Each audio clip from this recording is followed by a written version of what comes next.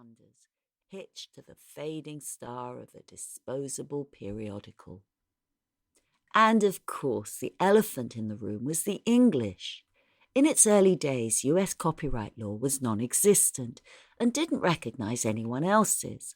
Publishers were free to take the talents of Dickens, Trollope, and anyone else and freely print it without permission or coin. Competing against that gave you a decided disadvantage.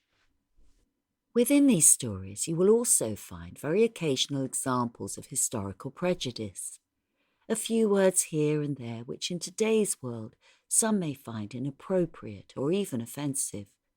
It is not our intention to make anyone feel uncomfortable, but to show that the world, in order to change, must reconcile itself to the actual truth, rather than put it out of sight.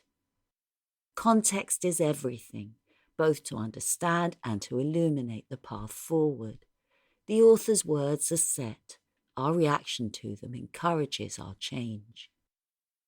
Within this melting pot of styles, genres, and wordplay, one fact stands out.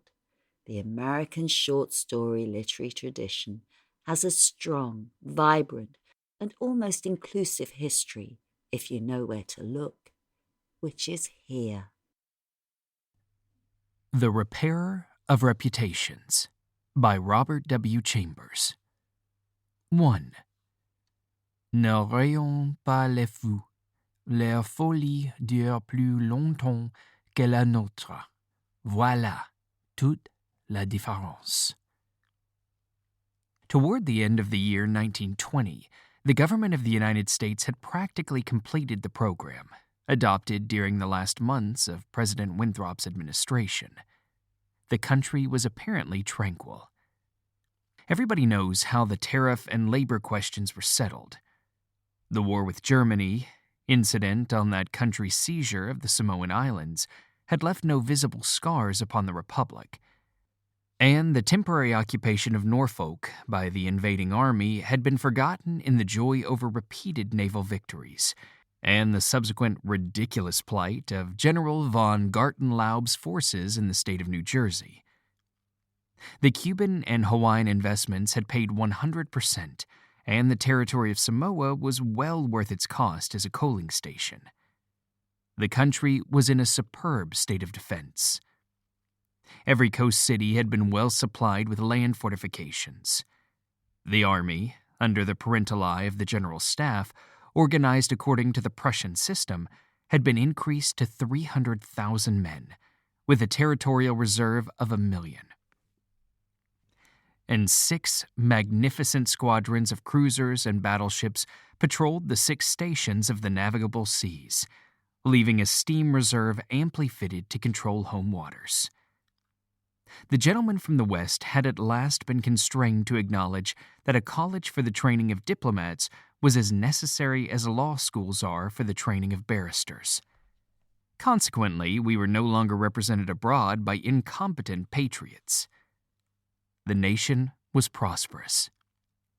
Chicago, for a moment paralyzed after a second great fire, had risen from its ruins, white and imperial and more beautiful than the white city which had been built for its plaything in 1893.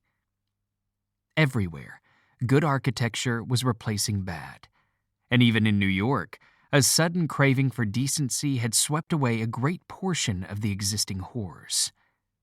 Streets had been widened, properly paved and lighted. Trees had been planted, squares laid out, elevated structures demolished, and underground roads built to replace them. The new government buildings and barracks were fine bits of architecture, and the long system of stone quays which completely surrounded the island had been turned into parks, which proved a godsend to the population. The subsidizing of the State Theater and State Opera brought its own reward. The United States National Academy of Design was much like European institutions of the same kind. Nobody envied the Secretary of Fine Arts, either his cabinet position or his portfolio.